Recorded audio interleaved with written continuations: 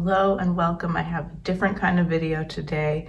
I'm going to be creating a Natasha Denona custom palette. Now this is primarily inspired by someone's videos who I saw just a couple days ago. Her name is Shay Lichtenberg, I think that's how you pronounce it, and I just saw two of her videos. As I said, a couple days ago she created 3 custom Natasha Denona palettes within those 2 videos, and they were just the most beautiful palettes I've ever seen. I've seen other people do custom palettes, of course, and custom Natasha Denona palettes, but I've never seen ones that really inspired me to do this myself before I saw Shay's. She really inspired me. I saw those videos 2 days ago, and then yesterday I spent several hours labeling all of my Natasha Denona shadows. So I've labeled all of my Midi size shadows, which you're seeing here. There's Eva, seeing what's going on. Labeled each shade individually so that I know the shade name and what palette it comes from, so I can create custom palettes, and then I still know where things are meant to go when I want to put them back into their original form. And I've done that with all my Natasha Denona palettes with the larger pan sizes as well. So I ended up individually labeling 249 shadows yesterday, but it was actually a lot of fun, and I'm really excited now that I feel like I have the freedom to move things around wherever I want to, and I know where they belong when I want to put them back in their original spots. I'm going to be working with these midi-sized pans today, and something that I loved about Shay's videos as well was that she often had like an inspiration photo or painting, something that she was looking to for inspiration for her color palette. I don't have an inspiration image today. My thought is just to kind of go for a seasonal palette. So I'm thinking like of the current season, late winter, early spring. That's kind of my color scheme idea for this palette today. And I've already gone through and kind of done a preliminary list of shades that I want to take out of these palettes and take a look at. So I'm going to be creating a 15 pan palette, but I'll have more than 15 pans at the beginning to just kind of play around with and look at and decide on what I want my final color story to be. So I'm going to go ahead and pop all of those pans out, and then when we come back you'll be able to see all the pans loose, and I'll do some playing around with my color story. All right, bear with me. This is my first time trying an overhead shot video or anything like this, so hopefully it'll be okay. But here I have all the shades I've taken out of the palettes grouped together by palette first, so you can see these ones here are from the Sunrise palette, these are Metropolis, these ones are from the Love palette, these are from the Zendo palette, Glam here, then Retro over here, and then this one right in the middle is from the Bronze palette. So these are all the shades I want to kind of consider, and as you can see from these shades here, I want muted but still sort of colorful color story, and I just want to kind of play around with these and see what's going to work out the best. So what I think I should do is group all the similar tones together and then make decisions from there.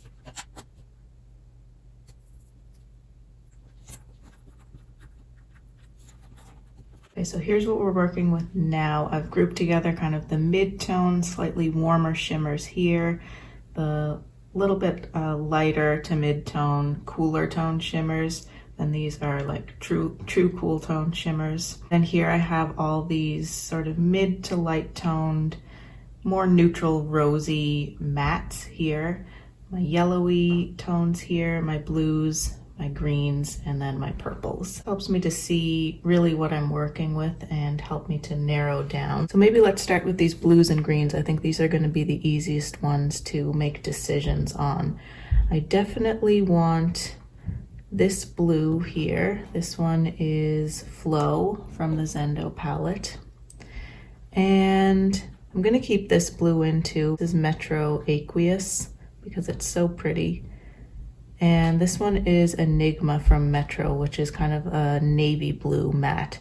So I'm going to keep that too, and it may or may not stay. I know that I want a really dark matte. It doesn't necessarily have to be blue, though. I could go in the more purple direction with that. So let's take a look at these actually. So these are my two more kind of purpley mattes. This is Deep Dive from Bronze, and this one here is Commitment from the Love palette. That's the navy blue one from the Metropolis palette. Sorry, I have been saying Metro palette because that's how I labeled them. I had to shorten the name. This one here is Deep Dive from the Bronze palette, and that's Commitment from the Love palette. Looking at them all together, I don't think I want this one, the blue from the Metropolis, so that can go back. And I think I'm gonna keep the one from the Bronze palette because it can look a little bit purple, but it also leans toward the brown side. So I think that's gonna be a good multi-purpose shade for me. And it's gonna allow me to get rid of this shade too, which is the Lash Line shade from Glam. This is more of a true cool brown, but I think that the shade from the Bronze palette is gonna give me what I needed from that as well. Now here's another deep one. This is more of a kind of khaki green from the Metropolis palette. That one's Troop right there. I'm gonna keep that for now. I think it's kind of interesting. I'm gonna get rid of this one. This is Shield from the Metropolis palette.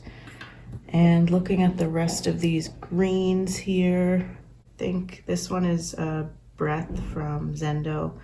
This one is also from Zendo. It's called Mantra. And then this one is Lethal from the Metropolis palette. I do like these grungier greens for this kind of a color story, but I also think that this one here is kind of nice. It's kind of like an evergreen tree. So I'm gonna keep Mantra. And for now, I'll keep Lethal as well and get rid of Breath.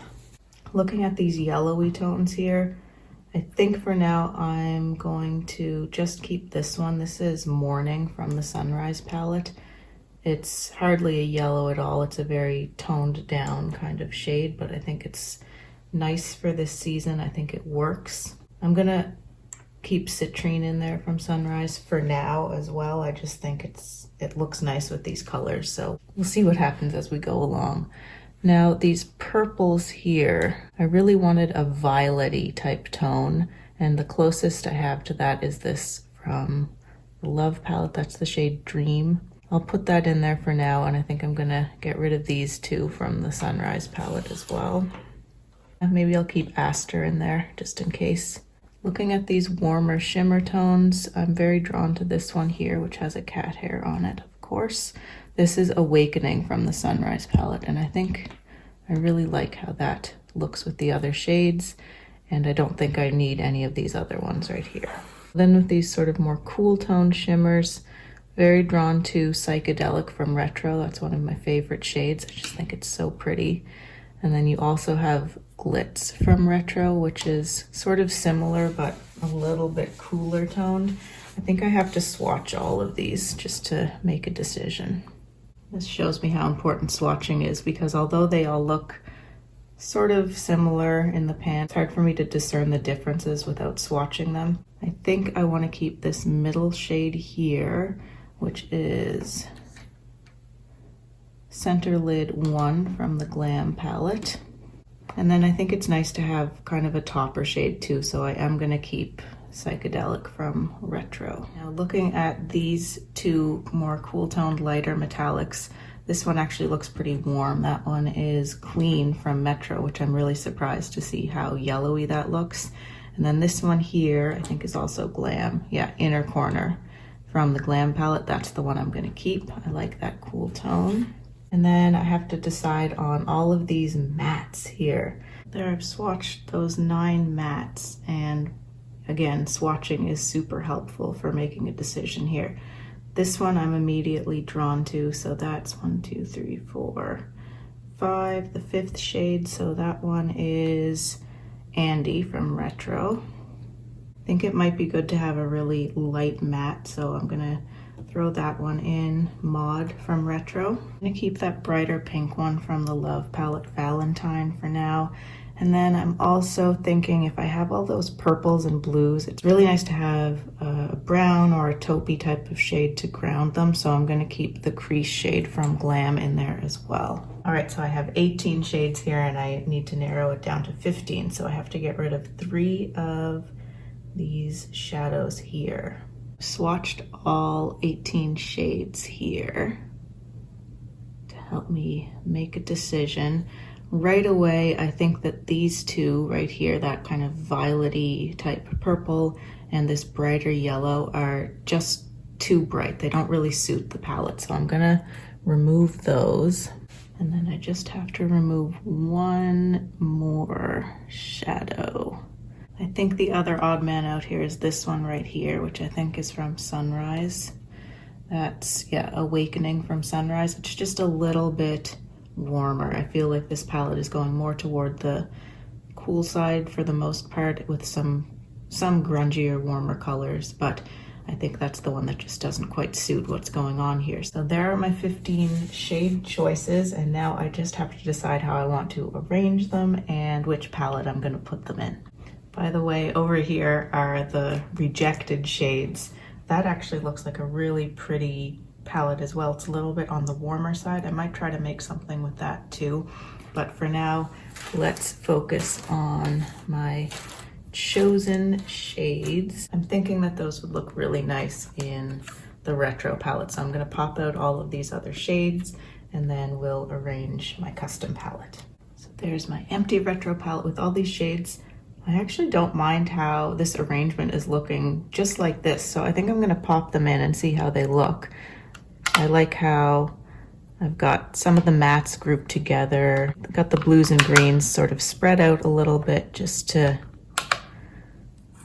make sure there are lots of pops of color.